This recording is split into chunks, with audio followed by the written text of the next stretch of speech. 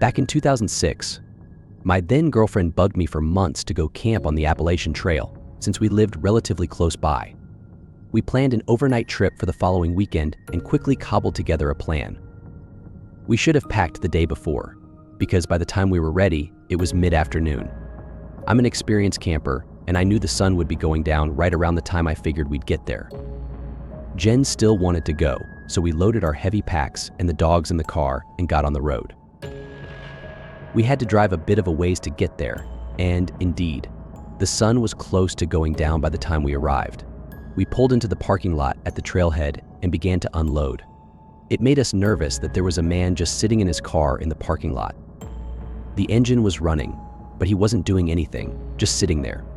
We kind of took our time, hoping that he would drive off, because it made us nervous that a guy was sitting there watching two girls hike off into the woods. More unnerving was that with the sun going down, we wouldn't get far enough from the parking lot to feel safe. We tried to outwait the man, but he continued to sit there with his engine running, doing nothing. Losing daylight, we couldn't wait anymore and headed onto the trail with the dogs. We hiked for a bit, apparently not far from a highway, as we could hear traffic the entire time. Right around the time when we'd have to stop due to darkness, we passed a shelter with 3 or 4 people camping and cooking dinner. They were young and friendly, with at least one girl in the mix. We said hello in passing and hiked on another few hundred yards, where a campsite appeared just a ways off the trail. We kept walking, but wound up losing the trail because it was getting too dark to make it out. Jen wanted to keep going, but I was most scared about losing the light before finding wood and getting set up. So I put my foot down and we doubled back to the vacant campsite. At the very least, we were within screaming distance of the other campers, should anything happen.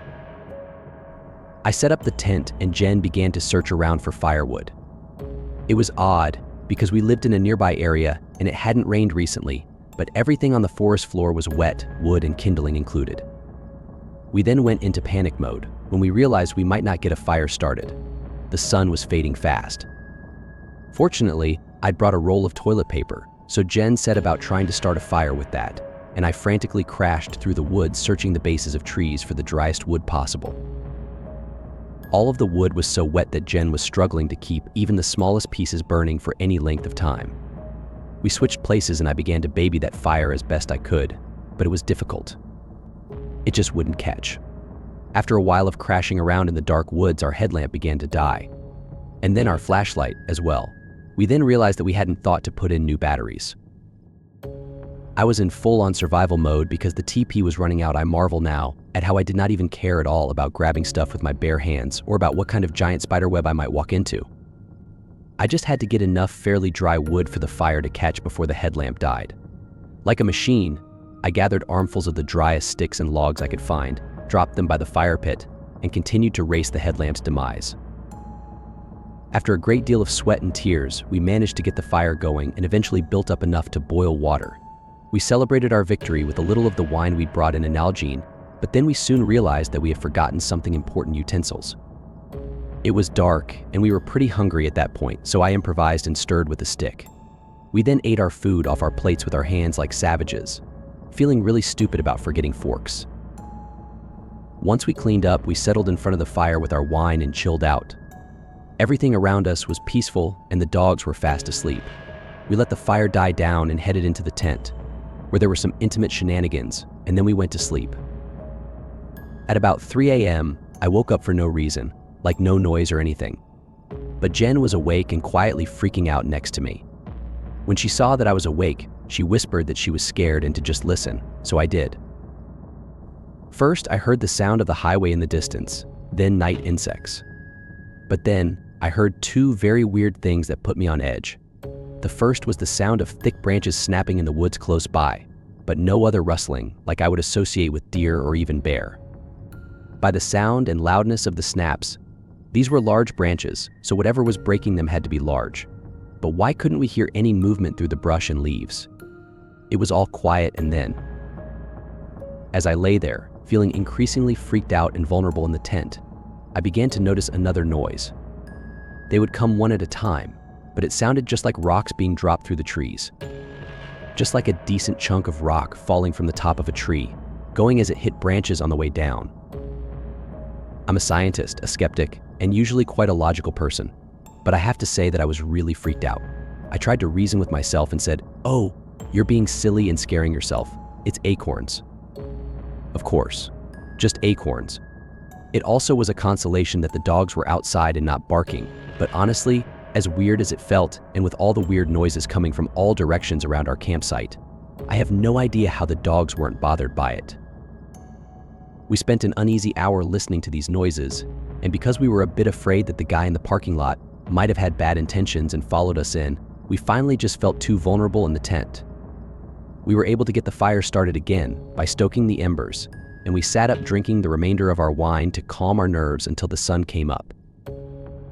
The next day, trying to make the previous night less scary, I looked all around the campsite for acorns. I couldn't believe it, but there were none. None of the trees around were oak trees, but were some sort of evergreen. I didn't find pine cones either. Honestly, I really wanted a non-creepy explanation, and I couldn't find anything that would explain what I heard all night long. We both agreed that we felt like we'd experienced some weird Blair Witch shit and quickly packed up and booked it out of there the next morning. We talked about it on the entire trip back, how scary and weird it felt, but neither of us could figure out how such large branches could get snapped all around us without any other sign of movement. What the hell was falling through the trees, if it wasn't acorns or pine cones?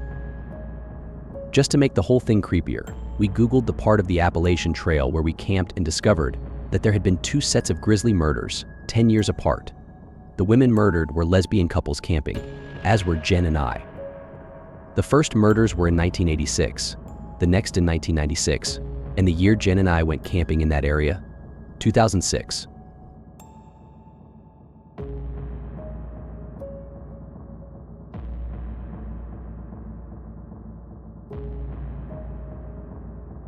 My earliest memory was being warned by my mother to never venture into the woods behind our house after dark.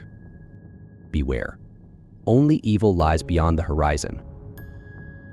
As I grew older, I questioned why the woods were so dangerous at night.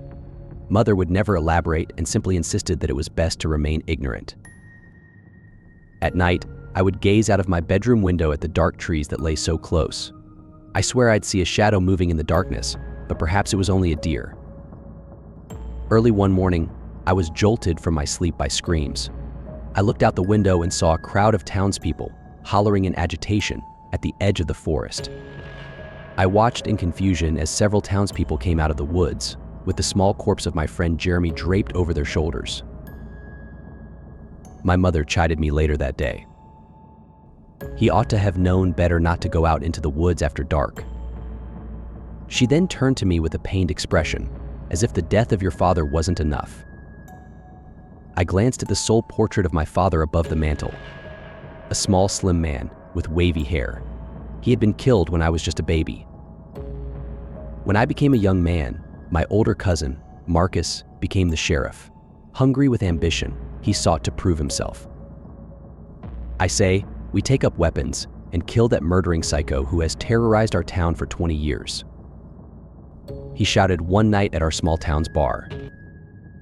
Many in attendance agreed that the time had come to seek vengeance for the dead. A hunting party was formed. We gathered at the edge of the woods, rifles held high, but I hesitated. My mother's warning rang in my ears. I couldn't do it. My cousin gave me a disappointed look and then marched in with the rest of the men. We waited by the edge of the woods all night, but the men never returned. At one time, I thought I heard a distant scream, but perhaps it was only the wind. Dawn came. The time had come. I and a few others ventured into the woods under the safety of daylight and soon returned, carrying the bodies of the slain men. Marcus' body was the last to be found. I collapsed when I found it butchered on the forest floor. That night, preparations were made for the mass funeral. The press arrived a day later, but answers were in short supply, and no one dared search the woods at night. For days I sat in my house boiling with anger. The bloody face of Marcus burned into my memory. Had I only gone with them? Perhaps. The days turned to weeks. The full moon rose one night and my rage boiled over. I grabbed my rifle and entered the woods. With only the light of the moon to guide me, I could barely see as I ventured deeper into the chilling darkness. I cursed myself for forgetting a flashlight in my fury. Nearly blind, I felt out with my hand, swiping helplessly for something to grab. And then I saw a light in the darkness. It was a small fire.